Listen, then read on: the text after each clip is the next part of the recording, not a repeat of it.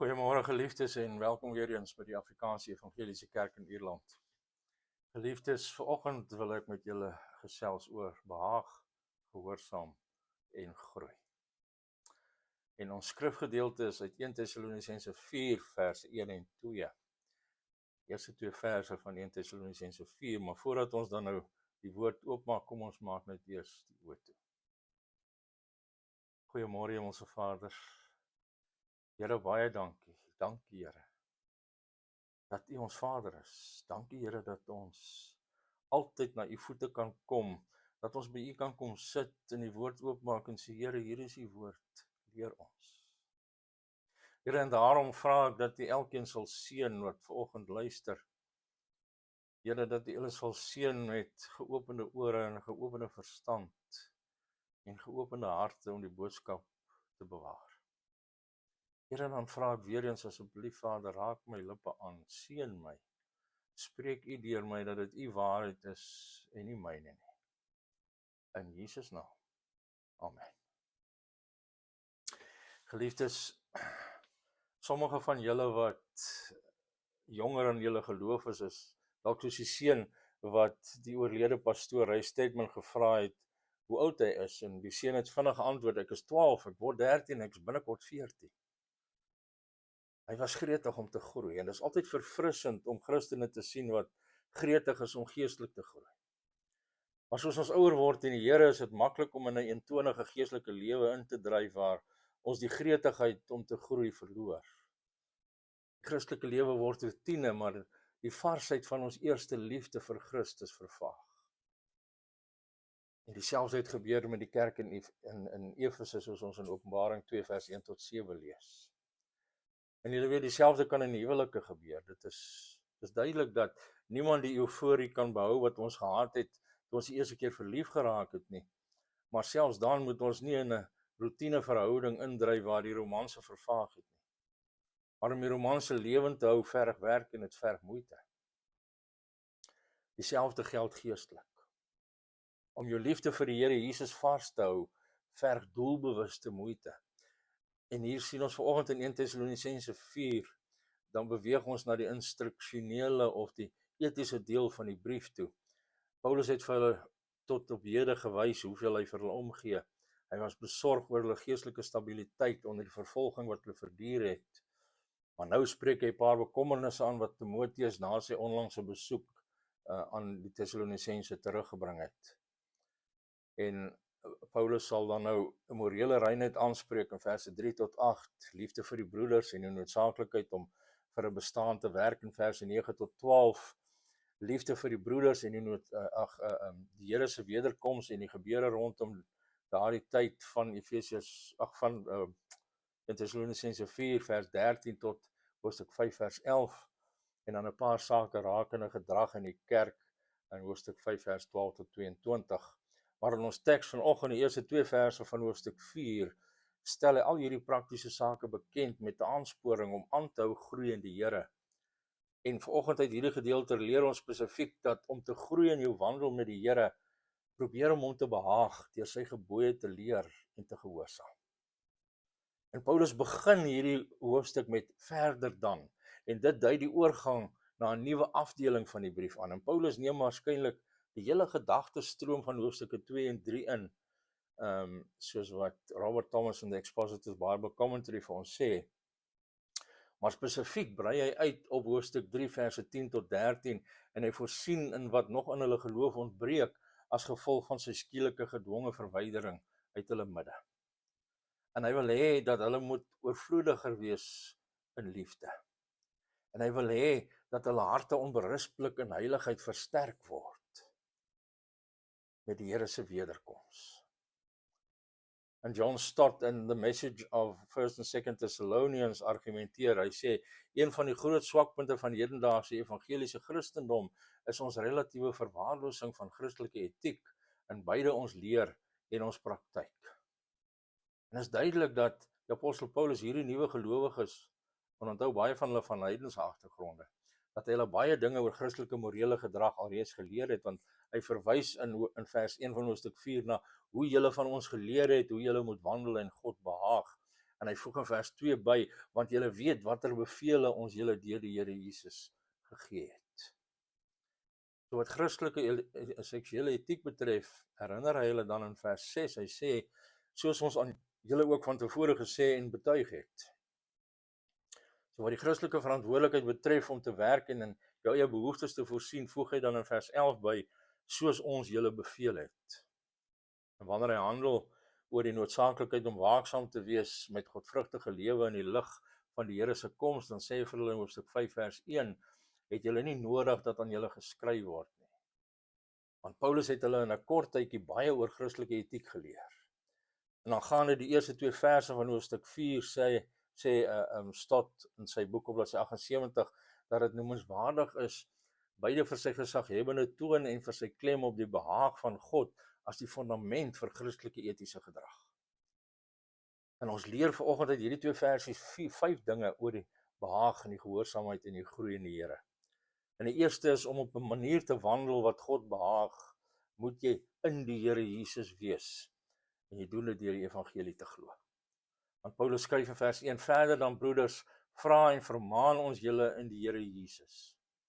En die feit dat hy hulle broeders en op ander plekke broeders en susters noem, dui daarop dat hierdie mense die nuwe geboorte ervaar het.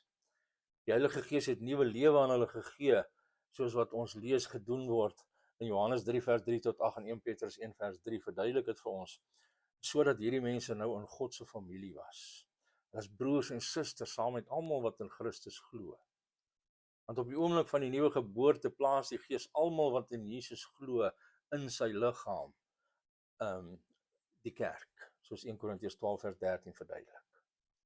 En Paulus verwys dikwels na ons nuwe verhouding met God as om in Christus te wees, soos ons sien in Efesiërs 1 vers 3 en vers 4 en vers 6 en vers 7 en vers 12 en vers 13, wat dit herhaal. En dit is aan diegene in daardie nuwe sfeer van geestelike werklikheid wat hierdie vermaning vanoggend gee. En ek vind dat baie Christene nie verstaan dat om die sondaarsgebed te bid of om 'n besluit te neem om Christus te ontvang, nie noodwendig aandui dat die persoon wedergebore is nie. Dit is veral waar van Christen ouers, want hulle tiener leef as 'n rebelse heiden, maar dan sal die ouers sê, as vir hulle gevra word, dan sal hulle sê, maar hy is 'n Christen, want hy het Jesus as sy verlosser by die somerkamp aangeneem toe hy nog 'n kind was. Of hy het gebid om Christus te ontvang en hy's gedoop. Al is daar baie min indien enige bewyse dat God nuwe lewe geskenk het aan daardie jong mens. Want om in Jesus as jou persoonlike verlosser te glo, is meer as net geestelike instemming met die evangelie, terwyl jy aanhou leef vir alles wat die wêreld en die vlees kan bied. Want om werklik in Jesus te glo, beteken dat God jou hart verander het. Jou begeertes is anders as wat hulle voorheen was. Want nou het jy God lief, eerder as om onverskillig teenoor hom te wees. Jy verlustig jou in sy woord, wat voedsel vir jou siel is. Jy haat jou sonde. Jy draai daarvan weg en jy streef daarna om meer soos Jesus te wees wat heilig is. Jy soek om die Here te gehoorsaam, om hom te behaag uit dankbaarheid vir die genade wat hy aan jou gegee het. Aan die ander woorde, Paulus' instruksie hier geld slegs vir diegene wat in die Here Jesus is, deur berou oor hulle sondes en die evangelie te glo. En dit verander hierdie gebooie van lastig wees na 'n seun van 'n liefdevolle verlosser. Dit verander ons motivering van strewe om God se guns te verdien, na die begeerte om hom te behaag, omdat ons die voorwerpe van sy guns is. En dis die verskil tussen 'n bediende wat 'n man se huis skoonmaak en sy wasgoed was, want dit is haar werk, en sy vrou wat hierdie take doen uit liefde vir haar man, wat haar ook liefhet. So om dus op 'n manier te wandel wat God behaag, moet jy in die Here Jesus wees, deur die evangelie te glo. En tweedens, die Christelike lewe is 'n wandel. As jy nie 'n vertaling het wat die woord wandel gebruik nie, en ten minste in die kantlyn nie, dan benodig jy dalk 'n meer letterlike vertaling. Want Paulus gebruik dikwels hierdie metafoor om die Christelike lewe te beskryf, en is nuttig om daaroor te dink. In die eerste plek, 'n wandel is nie 'n sprong nie, alhoewel ons dalk wens dit was, want ons kom ongelukkig nie in een vinnige skielike flits waar ons moet wees nie. Dit neem tyd om ergens heen te loop, en dit neem tyd om in die Here te groei. En ook is die Christelike lewe nie 'n moedlose vlug waar jy bo al die probleme daaronder sweef nie. Want sommige mense bied dit aan en sê wanneer jy die geheim leer van loslaat en God toelaat, of soos Engelse sê, let go and let God, dan hou jou strewe op. En soos 'n voël bo die Grand Canyon sweef jy bo die rewe terrein daaronder en jy ry moeiteloos op die strome. Want as jy nou teen sonde worstel met ontmoediging worstel of so dan moet daar mos nou iets verkeerd wees. As jy moet moeite doen, dan is dit mos nou so dat jy mos nou nie op God vertrou of in God rus nie. Ek het een keer 'n man gehoor wie se lering in hierdie rigting was, en in sy boodskap het hy aangedui dat sy tye in God se woord altyd ryk en winsgewend was. En 'n pastoor het na hom toe gegaan na sy boodskap en hom gevra, het jy nooit tye wanneer jy niks uit die verse kry wat jy daardie dag gelees het nie? En hy het sy vinger vir hom gewaai en gesê, jongman, as jy niks van God verwag nie, sal jy dit elke keer kry. Maar die prentjie van God, van wandel met God, impliseer 'n mate van inspanning. Want hierdie selfde pastoor vertel 'n ding, hy sê hy en sy vrou sê ons het van die Snowbowl op 9500 voet hoogte, amper 5 myl, na die top van Mount Humphreys op 12633 voet gestap. En hy sê ek verseker jou dat dit baie moeite geverg het. Van bo af het ek die rawe op die strome dopgehou en gewens ek het hulle vermoë om te vlieg. Daardie stap was moeilik en daar was baie plekke waar ons enkel op rotse kon verstuit. Maar 'n stap vir stap wandel was die enigste manier om uit daardie bergtop uit te kom. Geliefde, as jy naby iemand stap, dan bied dit 'n geleentheid om daardie persoon beter te leer ken. Jy kan oor baie dinge praat, jy kan raad vra vir probleme waardeur jy gaan. En as gelowiges leer ons God ken deur sy woord. Ons deel ons harte met hom deur gebed. Ons stap daagliks saam met hom deur tyd alleen saam met hom deur te bring. Die bestemming of die doelwit van ons stap is nie 'n bergtop nie, maar eerder om aan Jesus Christus se beeld te voldoen en later gelyk te raak. Ons beweeg geleidelik nader aan die heiligwording soos hy heilig is. Ons groei om meer soos hy te word in sy karaktereienskappe. Soos Galasiërs 5:16 sê, ons moet deur die genade wandel, sodat ons nie die begeerte van die vlees volbring nie, maar eerder die vrug van die gees ontwikkel. Galasiërs 5:22-23 sê ons vir ons, maar die vrug van die gees is liefde, blydskap, vrede, lankmoedigheid, vriendelikheid, goedheid, getrouheid, sagmoedigheid, selfbeheersing. Teen sulke dinge is die wet nie. En in Efesiërs gebruik Paulus herhaaldelik die beeld van wandel, die metafoor, om verskillende aspekte van die Christelike lewe te wys. Hy sê byvoorbeeld in Efesiërs 2:10 dat ons in die goeie werke moet wandel wat God vooraf vir ons voorberei het. En dan voeg hy in Efesiërs 4:1 by dat ons moet wandel op 'n manier wat waardig is aan die roeping waarmee ons geroep is. En volgens Efesiërs 4:17-18 moet ons nie wandel soos die heidene wat ook wandel in die dwaasheid van hulle gemoed, verduisterd in hulle verstand, uitgesluit van die lewe van God, vanweë die onkunde wat in hulle is, vanweë die verhardheid van hulle hart nie. Teendeel, volgens Efesiërs 5:2 moet ons in liefde wandel, net soos Christus julle ook lief gehad het. En dit beteken dan volgens Efesiërs 5:8-10 dat ons moet wandel as kinders van die lig, want die vrug van die lig bestaan in alle goedheid en geregtigheid en waarheid. En ons moet probeer om te leer wat die Here welgevallig is. Dan sê in Efesiërs 5:15-16, wees versigtig hoe julle wandel, nie as onwyse mense nie, maar as wyse. Jy maak die beste van julle tyd, want die dae is boos. Paulus gebruik soms die analogie in die Christelike lewe as 'n wedloop, wat ons hardloop, soos ons sien in 1 Korintiërs 9:24-27 en Galasiërs 2:2 en Filippense 2:16. En dit word ook geïmpliseer in 2 Timoteus 4:7 en in Hebreërs 12:1, wat 'n paar nuttige lesse bevat, maar meer dikwels is dit 'n wandel. 'n bestendige stap vir stap, iets wat onskouspelagtige reis na 'n gekose bestemming, wat heiligheid is. En daar's af en toe terugslag, maar as jy weer opstaan en aanhou, dan sal jy vordering maak. Die vraag wat jy moet antwoord is, wandel jy met God? En dan nommer 3, as jy in die Here Jesus is dit nodig om op 'n manier te wandel wat hom behaag. Want Paulus sê in vers 1 van hoofstuk 4, soos julle van ons geleer het, hoe julle moet wandel en God behaag. En hierdie woordjie moet, wat soms ook as behoort vertaal word, kom van 'n Griekse woord wat beteken, dit is noodsaaklik. Mens moet.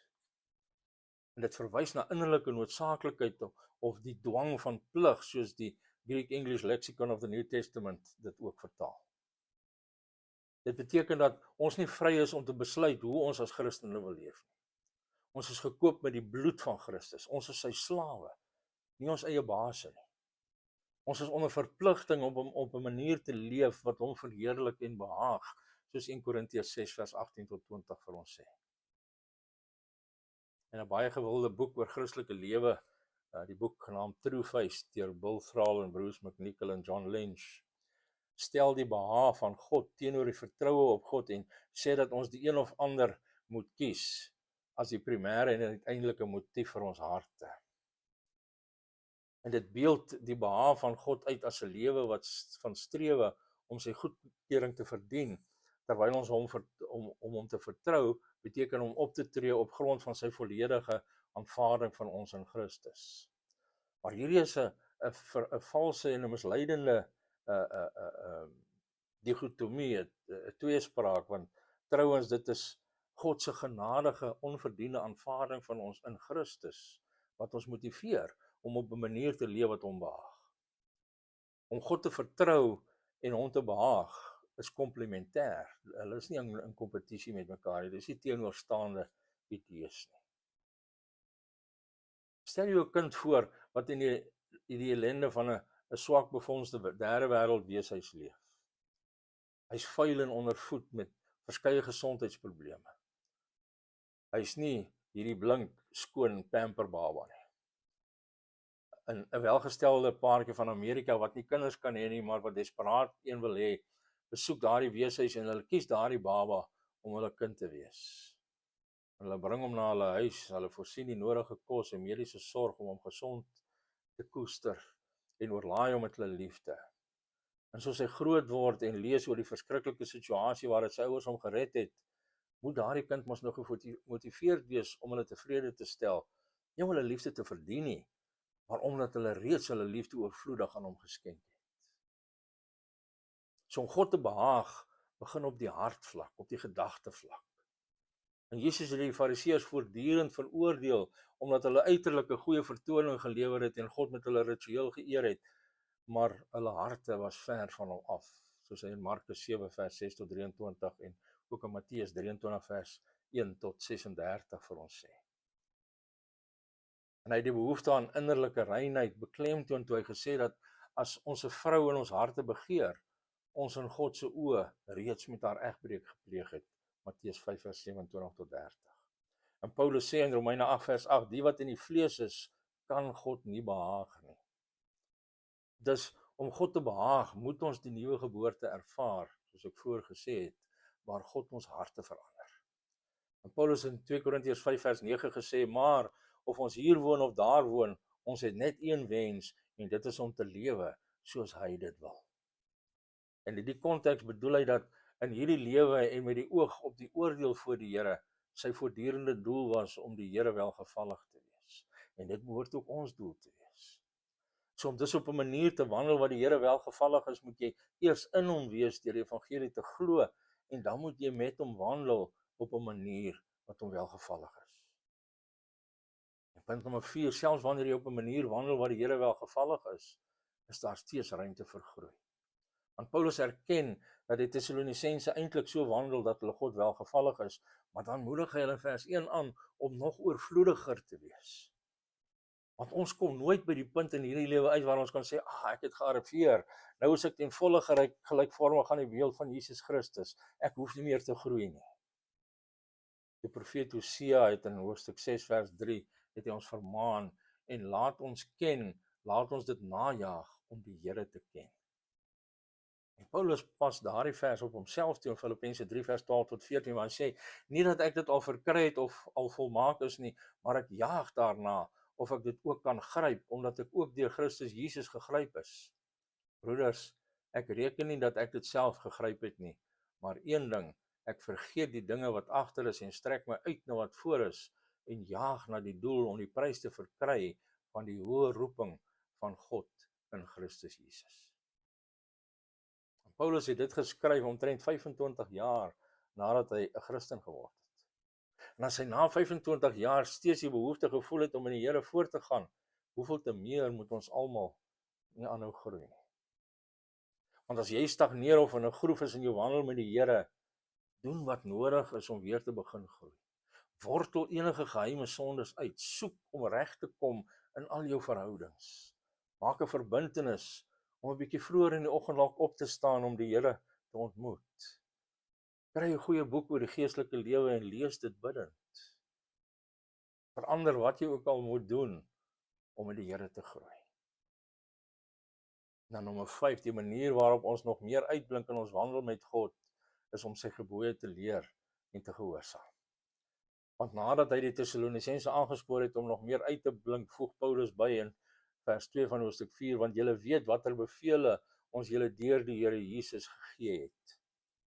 So Paulus beklemtoon dat hy nie die een was wat hierdie gebooie opgemaak het nie. Inteendeel, hulle het letterlik gekom deur die Here Jesus. Soos hy herhaal in vers 8 van hoofstuk 4, hy wat dit verwerp nie 'n mens nie, maar God wat ook sy Heilige Gees aan ons gegee het. En ek wil net ons moet kortliks hier op 4 dinge let. Eerste, om God se gebooie te gehoorsaam, moet ons hulle ken.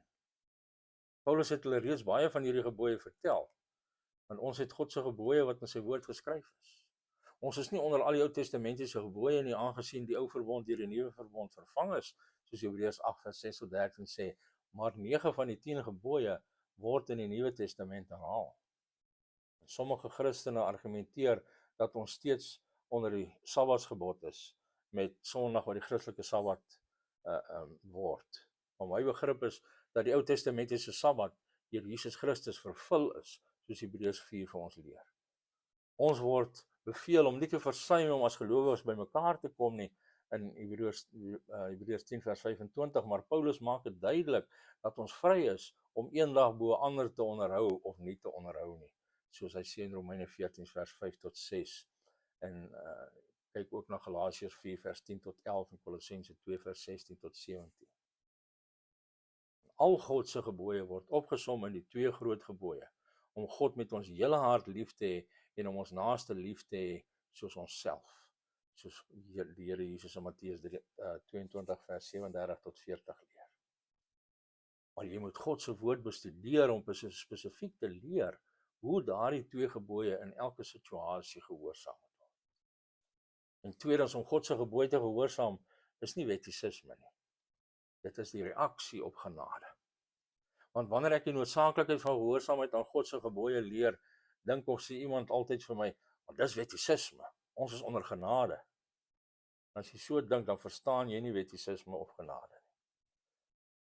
Paulus het in Titus 2 vers 11 tot 12 geskryf, want die reddende genade van God het aan alle mense verskyn en leer ons om die goddeloosheid en wêreldse begeerlikhede te verdoen, ingetooi en regverdig en vroom in die teenwoordige wêreld te lewe. Want God se genade leer ons om gehoorsaam te wees.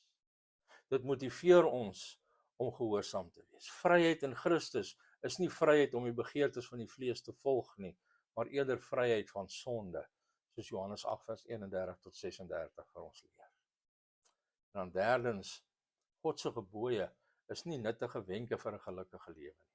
Dis bevele wat gehoorsaam moet word. En Paulus het reeds gesê dat hy hulle deur die Here Jesus vermaan het, wat die Here se gesag impliseer. In die Griekse selfstandige naamwoord vers 2, die bevele, verwys veral na die oorgedraagde bevele van 'n militêre bevelvoerder. En ek kry dit uit die Manual Greek Lexicon of the New Testament. Alhoewel soldate nie altyd bevele verstaan nie, moet hulle dit gehoorsaam. En hulle gehoorsaam het in die vertroue dat die bevelvoerder dinge weet wat hulle nie weet nie. In die Bybelse gebooie het die wysheid van die alwetende Skepper agter hulle en word gegee sodat ons die stryd teen die vyand van ons siele kan wen. Dis nie opsionele voorstelle nie. Dis God se gesaghebbende bevele wat ons moet gehoorsaam. En dan vierdens, God se gebooie kom van hom en is nie kultureel relatief soos wat ons deesdae hoor nie. Paulus het hulle nie self opgemaak nie. Hulle kom na ons toe van die Here Jesus, wat die enigste bron van absolute morele waarheid is. Ons kultuur glo nie in absolute morele waarhede nie, en daardie dwaling het die kerk binnengedring. 50 jaar gelede sou geen Christen gedink het dat homoseksuele gedrag moreel aanvaarbaar was. Maar vandag dink baie wat bely dat hulle Christene is, veral diegene, ek wil amper sê wat onder 30 is, dat solank die vennote mekaar lief hê, of lief het, homoseksuele verhoudings goed is. Hulle dink ook dat dit goed is om seks buite die huwelik te hê, solank jy verlief is. Daar is ander areas waar Christene God se absolute standaarde gekompromiteer het, omdat hulle met ons kultuur saamgedryf het, eerder as om God se woord te gehoorsaam. Jesus het beweer dat hy die waarheid en die bron van waarheid is in Johannes 8, vers 31 en 32, en in Johannes 14, vers 6. In Johannes 17, vers 17 het hy gebid, heilig hulle in die waarheid, u woord is waarheid. Wanneer ons God se woord begin buig om dit by ons goddelose kultuur te laat pas, dan sal ons nie groei in ons wandel met God nie. Ons sal hom nie behaag of help om sy koninkryk en geregtigheid te bevorder, soos Matteus 6 vers 33 vir ons leer nie. Ons moet sy gebooie gehoorsaam, selfs wanneer hulle teenkultureel is. En ten slotte, my hoofbekommernis in hierdie boodskap is vir jou as geestelik, as jy geestelik apaties geword het, en as jy nie groei nie. En hoe langer jy Christen is, hoe makliker is dit om routine te word in jou verhouding met die Here en die varsheid van jou daaglikse wandel met hom te verloor. So ek moedig jou aan om te doen wat ook al nodig is om weer op die pad te kom om God te behaag. Om God te gehoorsaam en in hom te groei. En soos jy elke dag in sy woord kom, vra hom om dit op jou hart toe te pas. 1 Johannes 5 vers 3 sê, want dit is die liefde tot God, dat ons sy gebooie bewaar, en sy gebooie is nie swaar nie. Amen. Kom ons maak die oë toe. Hemelse Vader, baie dankie vir hierdie woord. Dankie Here dat U ons leer wat nodig is. Dat U vir ons leer dat ons U moet behaag, dat ons U moet gehoorsaam en dat ons moet groei, dat ons met U moet wandel. Dat ons heeltyd sal uitstrek na wat voor lê, om meer en meer aan U gelykvormig te word. In Jesus naam. Amen. Geliefdes, baie dankie dat julle geluister het. En my gebede is weer eens dat hierdie woord vir julle sielevoeding sal wees. Dat julle daaraan sal dink en daaraan sal strewe om God te behaag, om hom te gehoorsaam en in genade te groei. Mag julle 'n wonderlike Christusgevulde dag en 'n Christusgevulde week geniet, en as dit die Here se wil is, kom ons volgende Sondag weer rondom hierdie brief aan die Tessalonisense bymekaar, verder van ons Hemelse Vader te leer. Maar tot dan, mag die genade van God met julle wees, mag God self met julle wees, mag God julle seën. Shalom.